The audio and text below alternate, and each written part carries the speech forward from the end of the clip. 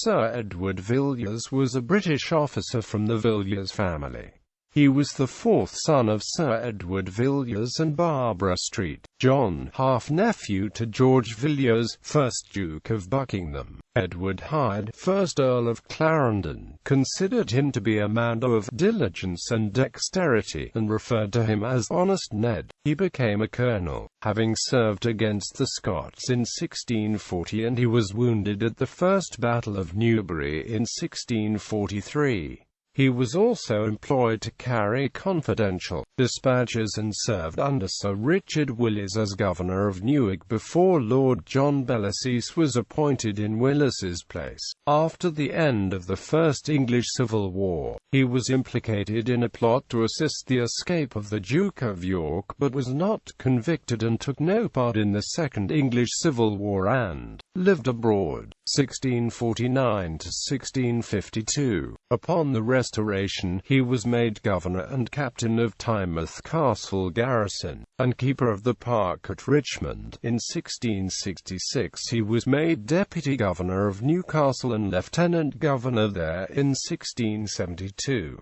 In 1667, for the Second Anglo-Dutch War, he was commissioned as lieutenant colonel in the same Earl of Ogle's ephemeral regiment, disbanded without any action, and again in 1673 in command of the same Earl's equally ephemeral regiment for the Third Anglo-Dutch War. In 1670 he had been commissioned captain in the King's Own troop of Horse Guards, of which the colonel was the Duke of Monmouth. He served briefly in Flanders in 1678 as Major General in the Duke of York's regiment of horse. In 1681, he was made Knight Marshal of the Royal Household. After the death of Charles II, and on Monmouth's rebellion, Villiers and a detachment of the Horse Guards accompanied Feversham and Churchill to Somerset and the Battle of Sedgemoor. The date of his death is not certain, but he was buried in Westminster Abbey on the 2nd of July 1689.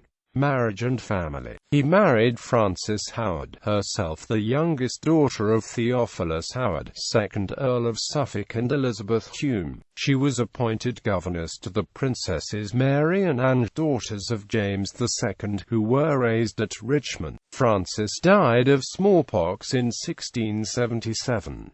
They had the following children: Anne Villiers married William Bentinck, 1st Earl of Portland, on 1 February 1678. Catherine Villiers married firstly Louis James Levasseur, Marquis de Puissar, on 20 July 1685. She married secondly William Villiers, son of George Villiers, 4th Viscount Grandison of Limerick, and Lady Mary Lee, in 1702. Henry Villiers, father of Henry Villiers and Catherine Villiers, who married John Craister, Esq.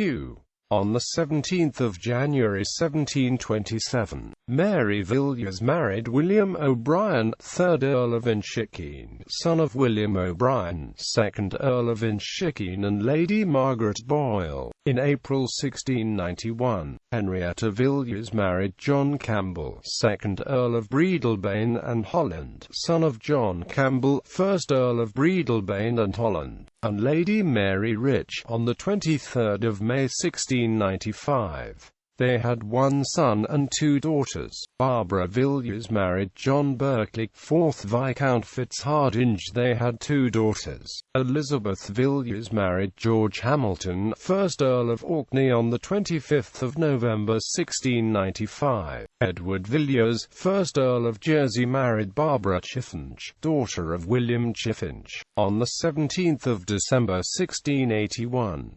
They had one son and one daughter. Catherine accompanied Queen Mary to The Hague after her marriage in 1677 to William of Orange. In 1684, Sir Edward Villiers married Martha Love in Westminster Abbey, but he had no further children.